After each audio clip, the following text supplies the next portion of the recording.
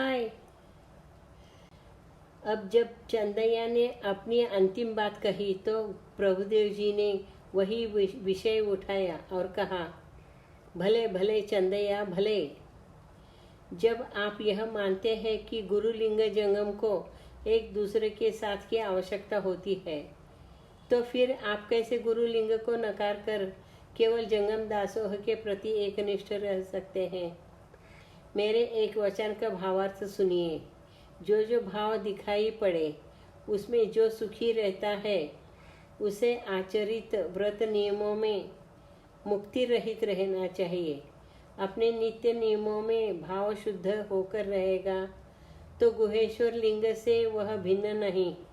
अनुभव मंडप के सभी शरणों ने प्रभुदेव जी के निर्णय का अनुमोदन किया। चंदैया को अभी भी यह बात मान्य नहीं थी। उन्होंने कहा, चंदैया, जब जंगम दासोह में लिंग पूजा सम्मिलित है तो फिर अलग से लिंग पूजा क्यों? गुरु शिष्य को सिखाते समय अपने को मिटाकर लिंग दर्शन कराना चाहिए। लिंग का संग स्मरण में हो तो लिंग का मोह जंगम ही होने से दासोह से अलग कोई दूसरा अंग नहीं। यह चंदेश्वर लिंग का न मिटने वाला भाव है। गुरु भक्ति शिष्य में स्फुरित होना चाहिए। भक्ति कहकर या मांग कर नहीं करवा सकते। ऐसी भक्ति भक्ति नहीं होती और वह निष्ठा में परिवर्तित भी नहीं होगी। इस प्रकार लिंग की षोडशोपचार पूजा करना सार्थक नहीं है। लिंग का मोह ही जंगम होने से जंगम की तृप्ति में ही वे भी समाविष्ट है। तो फिर लिंग का अलग से झंझट क्यों पालना है? चंदैया के युक्तिवाद के आगे प्रभुदेव और माचीदेव निशब्द हो गए।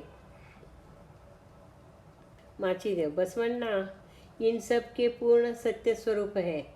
उन्होंने ही गुरुलिंग जंगम पादोदक प्रसाद कायक आदि को रूपायित किया है।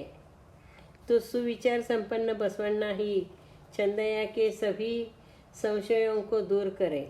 बसवन्ना जी विनय की साक्षात मूर्त थे। उन्होंने कहा, बसवेश्वर जी, मैं तो धीरे धीरे भक्त बना हूँ और धीरे धीरे ही षटस्थल के सभी स्थल चढ़ने का मैंने सोचा था। तो चन्न बसवन्ना ने मुझे समझाया कि धीरे धीरे हर एक स्थल चढ़ेंगे तो क्या आप दीर्घायु हो? ऐसे वे समझाते हैं। एक ही स्थल पर सभी स्थलों का अनुभव कीजिए। इसी तरह वे नूलिये चंदैया को भी वे ही समझा सकते हैं। चन्न बसवन्ना, चंदैया, गुरुलिंग जंगम ये तीनों एक कर्म के 3 अंग है। इनमें से किसी एक का न होना वह कार्य अधूरा होगा, जैसे अंग रहित आत्मा या आत्मा रहित अंग।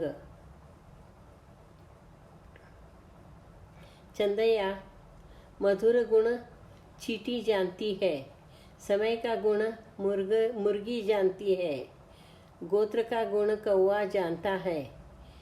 इस मनुष्य जन्म में पैदा होकर शिवज्ञानियों